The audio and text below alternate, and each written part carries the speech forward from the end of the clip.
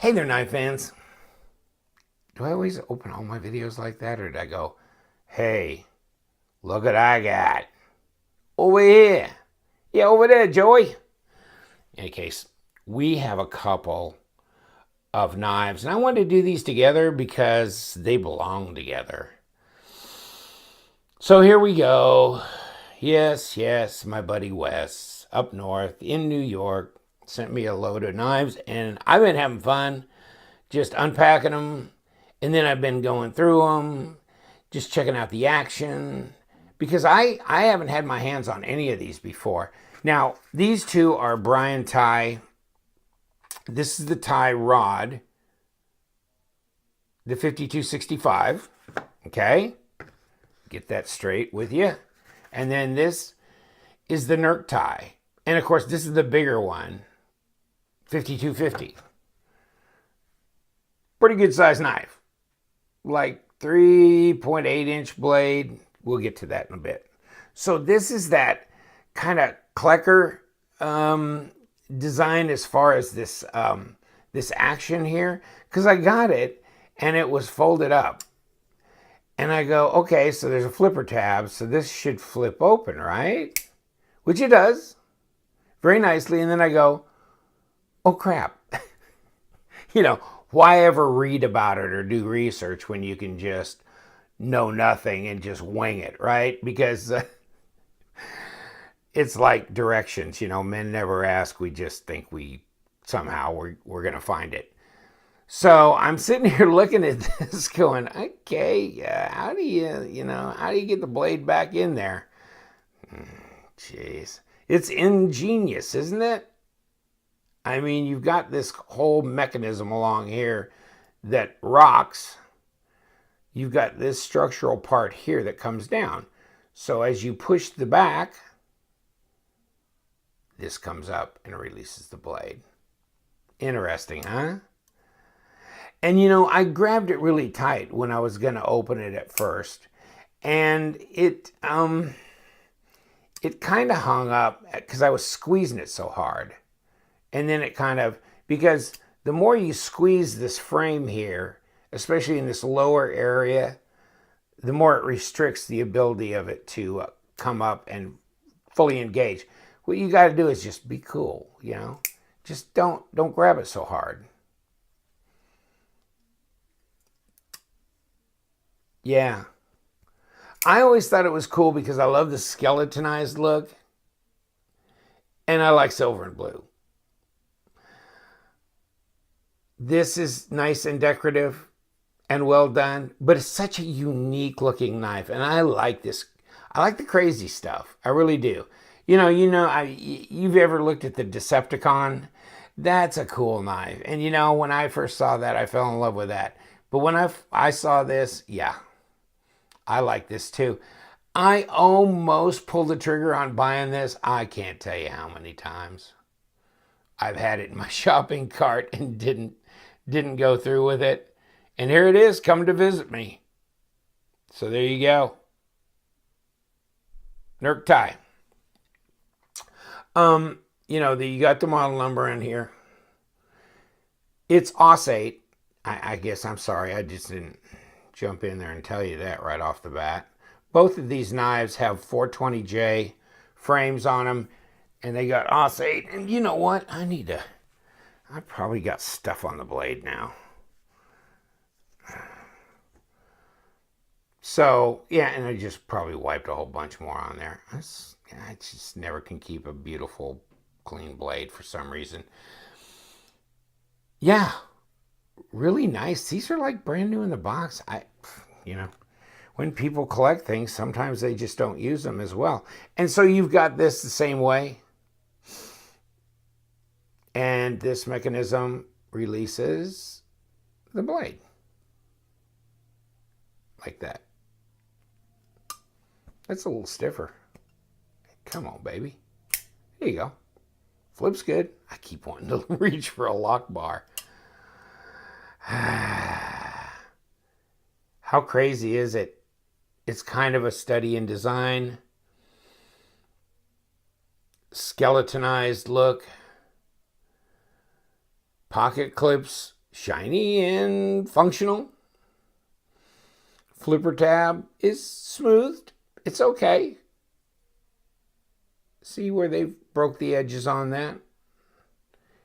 It's a little crazy looking, but I think crazy is the way they wanted to go with these. Man, I'll tell you what. And it's satin. This is what you get when you get satin blades, right? Crkt, ambidextrous thumb studs. Now, obviously, this knife is not as big as this knife.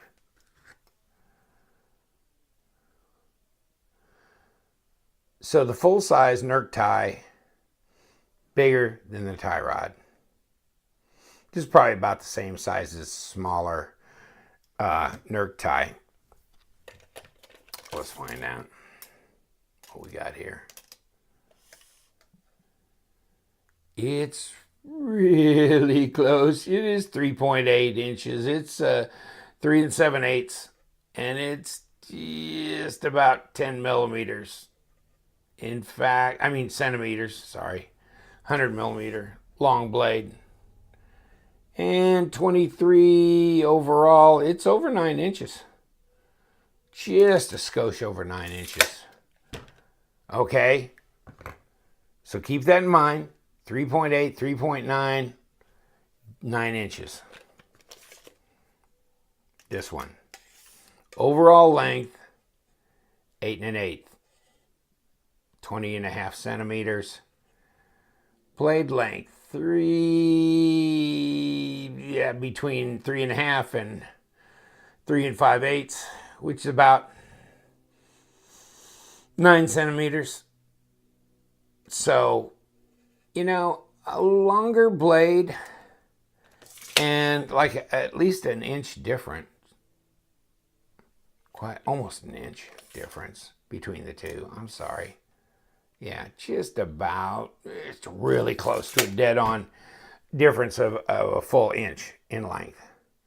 So there you go. Pretty knives, both of them, aren't they?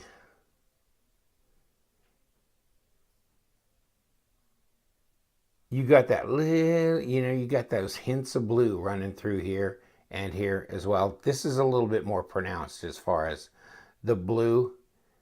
This is in here, though. If you look carefully, see? You've got it running through here. So now it's just a matter of size and design. You know, this baby doll, I think it used to be like $114, but I think recently I've seen these down to like $95 for these. As far as retail online price. And that's, that's dead on centered.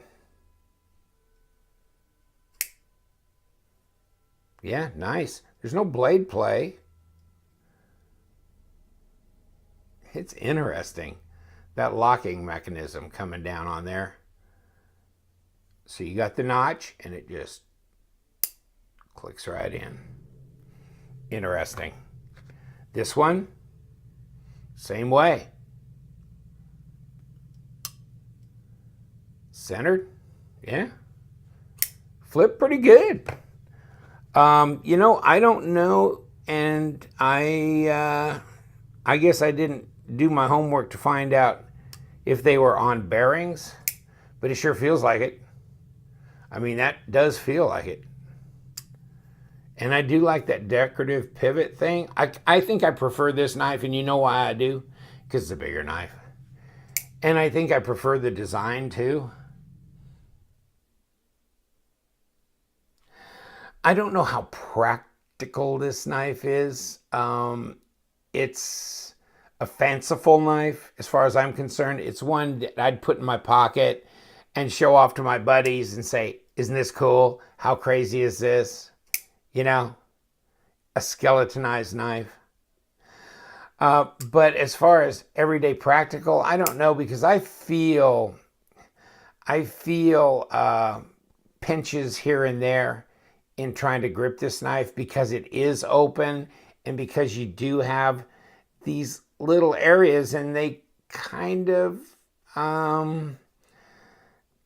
grab you, which provides some kind of grip, but also kind of this real strange sharp surface. It feels sharp. Actually, maybe it would have been nice if they'd have stonewashed this or really rounded all these little internal edges on all these little areas here. Because they do kind of, as you run your finger through them, I mean, not overly sharp, but kind of. And it's, I don't know, it's a strange feel in the hand. Not sure that that's one I can get used to. Let me see how wide this is. So this knife handle is not very wide either. See, it's really thin. It's hard to kind of get that fullness of the feel of that in your hand. 0.34 inches. So 8.8 millimeters. Wow. It's not, yeah, it's, I guess maybe that's part of what is getting to me. This is a little heavier, actually, 9.5 millimeters, 3.75 inches. Still very thin, kind of get lost in there. It's usable. I just don't see this as a, your everyday wanting to really get down and, I mean, you can open it, you can flip this, or you can use the thumb studs, Ambidextrous.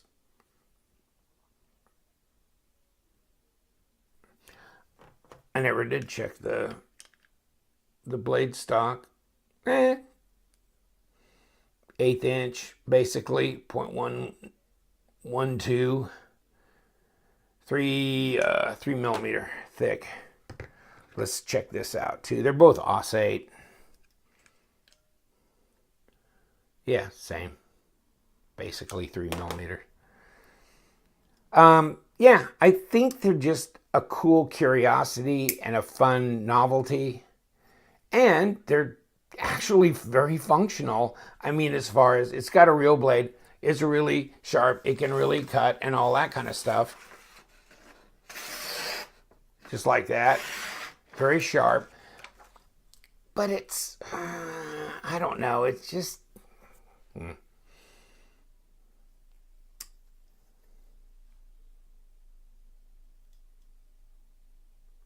it's just not the user knife. But we don't always buy knives just because they're totally practical, do we? We buy them because they are fanciful and because they are a work in design. And so in that regard, yeah, I've always thought they were cool.